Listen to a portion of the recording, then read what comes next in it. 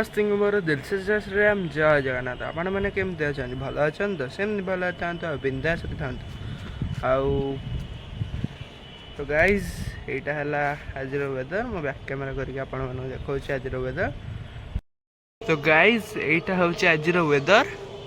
ପୁରୀରେ ବର୍ଷା ପାଗ ଦେଇଛି। ଆଉ ଏଇଟା ହେଲା ଜଗନ୍ନାଥ ମନ୍ଦିର, ମହାପ୍ରଭୁ ଜଗନ୍ନାଥ। ଜୟ ଶ୍ରୀ ଜଗନ୍ନାଥ। ତ ଗାଇଜ୍ ଏଇଟା ମୋର ଥାର୍ଡ଼ ବ୍ଲଗ୍। ପ୍ଲିଜ୍ ସବସ୍କ୍ରାଇବ୍ କରିଦିଅନ୍ତୁ। ଭ୍ୟୁଜ୍ ଅଧିକ ଯାଉଛି କିନ୍ତୁ କେହି ସବସ୍କ୍ରାଇବ୍ କରିନାହାନ୍ତି। ପ୍ଲିଜ୍ ସାନ ଭାଇଟା ଭାବିଛ ସବସ୍କ୍ରାଇବ୍ କରିଦିଅ। ତ ଗାଇଜ୍ ଏବେ ଚାଲନ୍ତୁ ଆମେ ରୁମ୍କୁ ଯିବା। ହଁ, ମୁଁ ଆପଣମାନଙ୍କୁ କିଛି ବନ୍ଧୁମାନଙ୍କ ସହ ଭେଟ କରିବି। ଟିକେ ଷ୍ଟେ ଟ୍ୟୁନ୍ ନେଇକି ରୁହନ୍ତୁ, ମୁଁ ଆପଣଙ୍କୁ ବନ୍ଧୁମାନଙ୍କୁ କିଛି ଦେଖାଉଛି। ତ ଗାଇଜ୍ ମୁଁ ଆପଣମାନଙ୍କୁ ଛାତ ଉପରେ ଯେମିତି କହିଥିଲି, ମୁଁ ଘରକୁ ଗଲେ ଆପଣମାନଙ୍କ ସହ କିଛି ବନ୍ଧୁମାନଙ୍କୁ ଭେଟ କରିବି। ତ ବନ୍ଧୁମାନେ ହେଲେ ଏଠି, ଯାହାକି ଆମେ ସବୁବେଳେ ତାଙ୍କୁ ଖାଇବାକୁ ଦେଉଛୁ। ଚାଲନ୍ତୁ ତାକୁ ଏଇନେ କିଛି ଖାଇବାକୁ ଦେଇଦେବା। ଆଉ ଗୋଟେ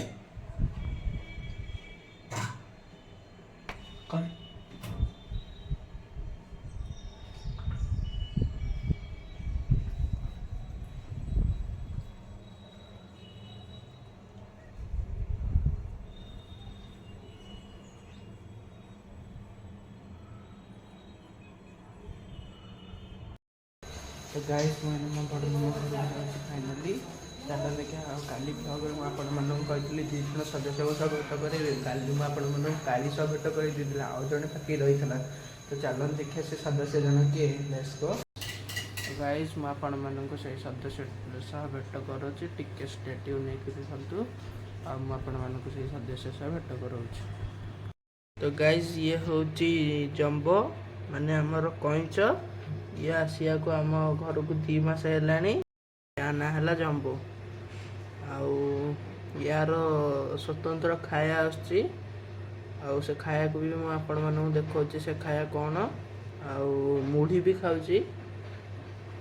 ଗାଇଜ୍ ଏଇ ଗୋଟାକ ହେଲା ତା'ର ଖାଇବା। ଆପଣମାନଙ୍କ ଘରେ ବି ଯଦି କଇଁଚ ଅଛି, ଏଇ ଖାଇବା ଆପଣମାନେ ତାକୁ ଦିଅନ୍ତୁ। ତ ଗାଇଜ୍ ଆପଣମାନେ ମୁଁ କାଲି ଯେମିତି କହିଥିଲି, ଇଏ ହେଉଛି କାଳି। ୟାର ଗୋଟେ ଭାଇ ଥିଲା, ତା ନାଁ ଥିଲା ଧଉଳି। ସିଏ କିଛି କାରଣ ସକାଶେ ସିଏ ମରିଗଲା। କାରଣ ହେଉଛି ଯେ ସେ ଯାଇଥିଲା ରାତିରେ ବାହାରକୁ ବୁଲିବାକୁ, ଆଉ କୁକୁର ତାକୁ ମାନେ ଧରିକିରି ମାରିଦେଲେ। ତ ସେବେଠୁ ଇଏ ଏକୁଟିଆ ହେଇଯାଇଛି, ଆଉ ସମସ୍ତଙ୍କୁ ଗେହ୍ଲା ହେଇଯାଇଛି। ଦେଖନ୍ତୁ ଭଲ ଭାବରେ, ଇଏ ହେଉଛନ୍ତି କାଳି। ଇଏ ହେଉଛି କାଳି।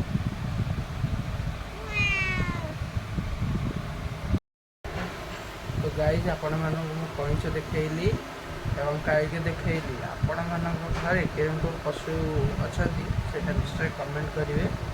ଆଉ କାଳି ସହିତ ଖେଳିବାକୁ ବହୁତ ମଜା ଲାଗେ। ସେ ଦେଖାଉଛି, ମୁଁ ଆପଣମାନଙ୍କୁ ଖେଳିକି ଦେଖାଉଛି। ଦେଖନ୍ତୁ ଆପଣମାନେ ଦେଖନ୍ତୁ। ତ ଗାଇଜ୍ ଆପଣମାନେ ଦେଖନ୍ତୁ, ଇଏ ସେଠି ଖେଳୁଛି କାଳି।